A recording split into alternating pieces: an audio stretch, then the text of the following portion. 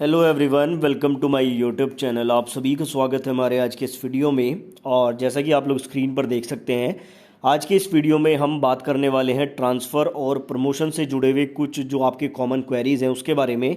और जितने सवाल स्क्रीन पर लिखे हुए हैं, आप में से 90% स्टूडेंट का ये डाउट ज़रूर है कि ट्रांसफ़र किस तरह से होता है, क्या क्या कंडीशंस होती है। म्यूचुअल ट्रांसफ़र के रिगार्डिंग बहुत सारे सवाल हैं, प्रमोशन के रिगार्डिंग। तो बेसिकली मेन सवाल मैंने आज के इस वीडियो में लिए हैं और आपके डाउट क्लियर करने की मैं यहाँ पे कोशिश करूंगा। उससे पहले आप लोगों से रिक्वेस्ट है, अगर आप ग्रुप डी या फिर रेलवे से जुड़ी ऑथेंटिक और जेन्युइन इन्फॉर्मेशन लेना चाहते हैं तो हमारे चैनल को आज ही सब्सक्राइब करके हमारा टेलीग्राम ग्रुप ज्वाइन कर लीजिए, क्योंकि छोटी लेंथ के वीडियो में ऑथेंटिक इन्फॉर्मेशन पूरे यूट्यूब पर सिर्फ हमारे चैनल पर आपको दी जाती है। तो चलिए वीडियो को स्टार्ट करते हैं।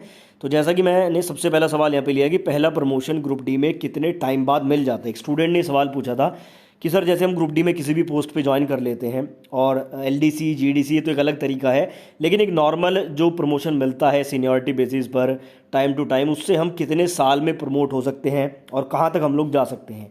तो मैं आपको बता दूं, ग्रुप डी में अगर आप किसी भी पोस्ट पे ज्वाइन करते हो तो वैसे तो जो नॉर्मल प्रमोशन है उसका जो क्राइटेरिया होता है वो बेसिकली आपकी कैटेगरी, आपकी सीनियरिटी, ठीक है ना, काफ़ी सारी चीज़ों पे डिपेंड करता है। आपके जोन में कितने एम्प्लॉयज़ काम कर रहे हैं, कितने लोग आपसे ऊपर हैं सीनियरिटी में, उन सारी चीज़ों पे डिपेंड करता है। लेकिन एक एवरेज मैं आपको बता देता हूँ कि मैक्सिमम जो ग्रुप डी वाले एस्पायरेंट हैं वो अपनी पूरी लाइफ में 2400 या फिर हार्डली 2800 ग्रेड पे तक जा पाते हैं।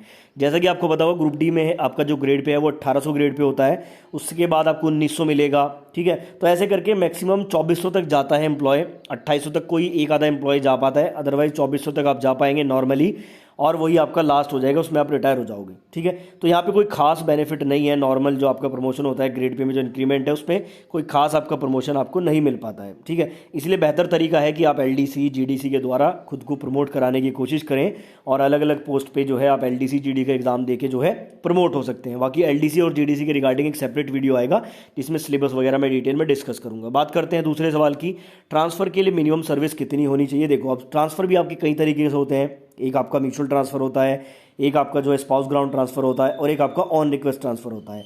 अगर बात करते हैं म्यूचुअल ट्रांसफ़र की और स्पाउस ग्राउंड ट्रांसफ़र की, तो इसमें मिनिमम सर्विस की कंडीशन नहीं होती है। आप ज्वाइन करने के बाद जो है अपना म्यूचुअल ढूंढ के म्यूचुअल के लिए रिक्वेस्ट डाल सकते हैं, या फिर स्पाउस ग्राउंड के लिए आप लोग जो है रिक्वेस्ट डाल सकते हैं।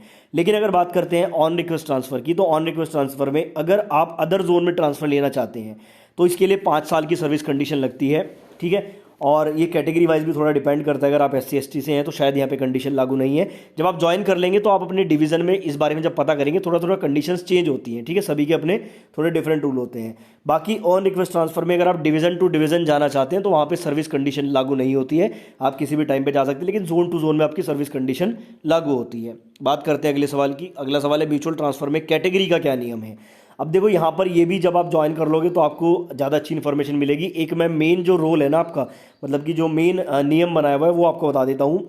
मेन रूल ये कहता है कि ओबीसी वाला ओबीसी से ले सकता है, यूआर से ले सकता है, ऐसे यूआर वाला यूआर से ले सकता है, ओबीसी से ले सकता है। सेम कंडीशन SC ST में लागू होती है। SC वाला ST के साथ ले सकता है, ST वाला ST के साथ ले सकता है। लेकिन कुछ जोन में क्या देखा गया है कि SC वाले OBC के साथ भी ले सकते हैं, और OBC वाले जो है वो SC के साथ भी ले सकते हैं। तो ये थोड़ा सा जोन टू जोन वेरी करता है। जिस जोन में आप ज्वाइन करेंगे, जिस डिवीजन में आप ज्वाइन करेंगे, वहाँ पर आपको ये कंडीशन पता करनी पड़ेगी, उसके बाद आप म्यूचुअल के लिए अप्लाई कर सकते हैं, ठीक है। बाकी मैंने जितने एम्प्लॉयज़ से बात की है, जितना भी मेरा नॉलेज है, तो मैंने ये देखा कि म्यूचुअल ट्रांसफ़र अदर कैटेगरी में भी अभी पॉसिबल है। मतलब कि SC वाला OBC से भी ले पाता है, लेकिन उसके साथ कुछ कंडीशंस लगती है, वो आपके जोन के अकॉर्डिंग आपको पता लग जाएगी, आपके डिवीजन में आपको पता करनी पड़ेगी, ठीक है। बात करते हैं अगले सवाल की, क्या अदर पोस्ट पर म्यूचुअल ले सकते हैं।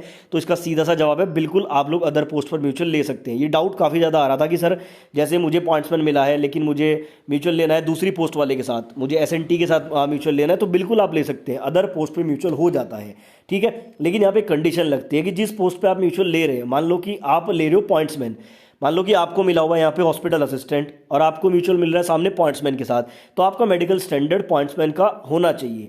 अगर आपका मेडिकल स्टैंडर्ड पॉइंट्समैन को क्वालिफाई नहीं करेगा तो आप म्यूचुअल नहीं ले पाओगे, मतलब अप्लाई तो कर दोगे लेकिन रिजेक्ट हो जाएगा, क्योंकि आपकी मेडिकल कंडीशन वहाँ पे मैच नहीं करेगी। तो म्यूचुअल अदर पोस्ट पे हो जाता है, लेकिन डिपेंड करता है कि दोनों की जो मेडिकल स्टैंडर्ड है वो उस पोस्ट के इक्विवेलेंट होना चाहिए। ये चीज़ यहाँ पे मायने रखती है। अब यहाँ पे सवाल ये भी उठता है, अदर पोस्ट पे अगर म्यूचुअल लेते हैं तो सर ट्रेनिंग वगैरह कैसे होती है? देखो, जैसे आपका ट्रैकमैन और पॉइंट्समैन में लगभग 28 दिन की ट्रेनिंग रहती है। मान लो कि अभी आप हॉस्पिटल असिस्टेंट हो, या मान लो कि आप किसी भी पोस्ट पे हो लेकिन आपने म्यूचुअल ले लिया पॉइंट्समैन के साथ, आप बन गए पॉइंट्समैन, तो वहाँ पे आपकी ट्रेनिंग होती है, ट्रेनिंग के बाद आपको पोस्टिंग मिल जाती है। तो इसमें कोई बड़ी बात नहीं है, अदर पोस्ट पे आपका म्यूचुअल आराम से हो जाता है। और अगला हमारा सवाल है, म्यूचुअल में मेडिकल का क्या रूल रहता है? तो जैसे कि मैंने आपको बताया, मेडिकल का रूल सिर्फ यही रहता है कि जिस पोस्ट पे आप म्यूचुअल ले रहे हो वो मेडिकल स्टैंडर्ड आपके पास होना चाहिए, अदरवाइज उस पोस्ट से आप म्यूचुअल नहीं ले पाओगे। ठीक है, बाकी म्यूचुअल के लिए आप हमारा टेलीग्राम ग्रुप ज्वाइन कर सकते हैं, डिस्क्रिप्शन में लिंक है। वहाँ पे मैं डेली म्यूचुअल की जितनी भी डिटेल्स हैं वो अपडेट करता हूँ। अगर आपको कोई भी पार्टनर मिलता है तो वहाँ से आप उनसे कांटेक्ट करके और उनसे बात करके म्यूचुअल पार्टनर ढूंढ सकते हैं। तो म्यूचुअल पार्टनर ढूंढना बहुत ही आसान हो गया है अब। बाकी बहुत सारी वेबसाइट्स भी हैं, लेकिन आपको हमारे ग्रुप के होते हुए किसी वेबसाइट की आवश्यकता नहीं, क्योंकि बिल्कुल एक्चुअल में जो अभी एम्प्लॉय ज्वाइन कर रहे हैं उन्हीं की डिटेल्स मैं ग्रुप में अपडेट कर रहा हूँ, तो वहाँ से आपको आसानी हो जाएगी। इसके अलावा जो भी क्वेरी है कमेंट बॉक्स में लिख दीजिए, नेक्स्ट वीडियो में उसको भी डिस्कस कर लूँगा।